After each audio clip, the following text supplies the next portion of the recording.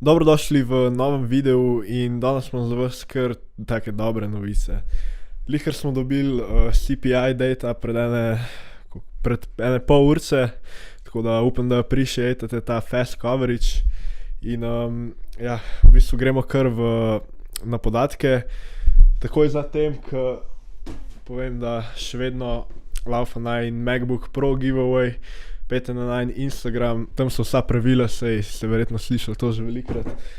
In pa joinite se še najin Discord, veliko ljudi je noter, ki se pogovarjajo v financah.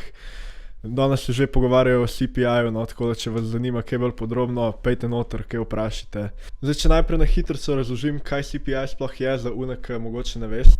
No, CPI oziroma Consumer Price Index je v bistvu merilo, koliko stanejo te raznorazne dobrine, ki jih kupujejo te navadni ljudje, se pravi konsumerji. In to v bistvu meri inflation, se pravi, koliko so se stvari podražile. In meri se v bistvu, koliko se je podražilo v enem letu in pa v enem mesecu. In danes smo dobili kar dobre cifre, no, glede na to, da verjetno že dosti od vas ve, da imamo že cel let, v bistvu že več kot cel let high inflation. Pa CPI, to je inflation v Ameriki, se pravi, da ne bo kdo narobe razumel, to ni za Evropo. Če vas pa zanima, zakaj gledam za Ameriko, je pa zato, ker investiram v ameriški market in pa tudi te številke bojo najbolj vplivale na to, tudi recimo na kakšne take stvari, kot je Bitcoin, naprimer. No, in če grem kar v podatke, year over year, se pravi letna inflacija je prišla na 7,1%, month over month, se pravi mesečna, je pa na 0,1%.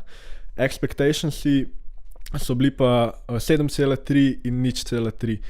Torej, kar dober beat na inflaciji in v bistvu kar je dober, je, da inflacija zdaj pada že 5 mesecev zapored. Recimo prejšnji mesec je bilo year over year 7,7, pa month over month 0,4. Tako da vidimo napredek vsak mesec, kar je zelo dober.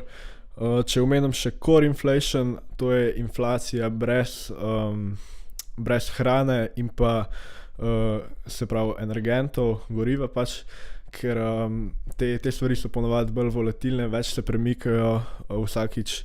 No in core inflation je danes prišel na 6% year over year in pa 0,2% month over month. Recimo prejšnji mesec je bil pa year over year 6,3, tako da vidimo tudi tukaj v bistvu napredek, ne. No in da ne boste narobe razumeli, inflacija je še vedno visoka, 7% je zelo velik in v bistvu nek target ne bi bil 2%, ampak zakaj je teh 7% dober je? Zaradi tega, ker je bila prej veliko višja. Kakor sem rekel, že 5 mesecev pada, na piku je bil inflation več kot 9%. No in market je kar dobro reagiral na te podatke, S&P je up 3% trenutno, Nasdaq malo več kot 4%. In zakaj je v bistvu to? No, če ne veste, jutri imamo tudi FOMC meeting, se pravi FOMC meeting. Na FOMC meetingu Federal Reserve, se pravi v Ameriki, zvišajo te interest rate. Interest rate, to so v bistvu te procenti, ki jih morajo banke upoštevati za posojanje denarja drugim bankam. No in posledično je zaradi teh procentov ves denar za posojanje v bistvu dražji, če so višji interesi, in je posledično pol manj casha v zuniji, ljudje si manj sposojajo, biznisi si manj sposojajo, ker je denar za sposojanje dražji in tako je manj casha je v marketu in nasplošno economy je bolj weak, ker ni toliko casha, kot so bili 0% interest rate. No in glede na to, da smo danes dobili kar dober inflation report, oziroma da smo zdaj že 5 mesecev zapored dobili padajoče inflation reporte, to pomeni, da se bo Federal Reserve lahko malo umiril pri višanju interest rateov. Večina folka zdaj pričakuje 0,5% povečanje interesta, medtem ko so do zdaj skoraj vsak interest rate hike letos je bil 0,75%. Videl sem, da nekateri celo pričakujejo 0,25%, ampak jaz mislim, da to je dosti unlikely.